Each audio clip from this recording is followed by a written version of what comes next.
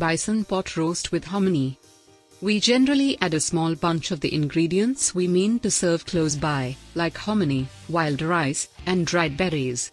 Ingredients: 6 to 8 servings. 2 to 3 pounds of bison chuck roast. 1 tablespoon coarse salt. 6 teaspoons maple sugar, divided. 3 tablespoons sunflower oil. 2 to 4 cups wild rice or corn stock, see note, or vegetable broth. Several sprigs sage. 1 sprig cedar. 2 cups dried hominy, soaked overnight and drained. 1 tablespoon sumac. Half cup maple syrup. Step 1. Preheat the stove to 250 degrees Fahrenheit. Season the buffalo with salt and 2 teaspoons maple sugar. Film a Dutch stove or huge fire-resistant baking dish with the oil and set over high intensity. Sing the buffalo on all sides until dull and dried up around 10 minutes. Eliminate the buffalo and put it away. Mix in the stock, sage, and cedar, scraping up any of the dried up bits that structure on the lower part of the baking dish. Add the leftover maple sugar, hominy, sumac, and maple syrup and return the meat to the baking dish.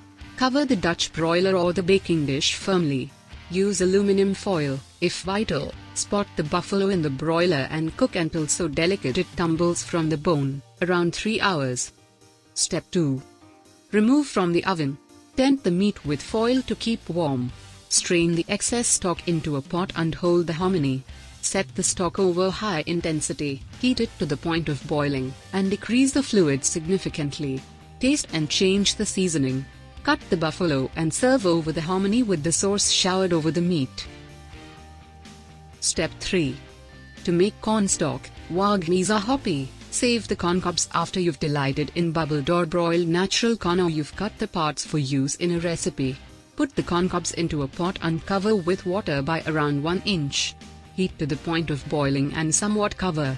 Lessen the intensity and stew until the stock preferences are cheesy, around 60 minutes.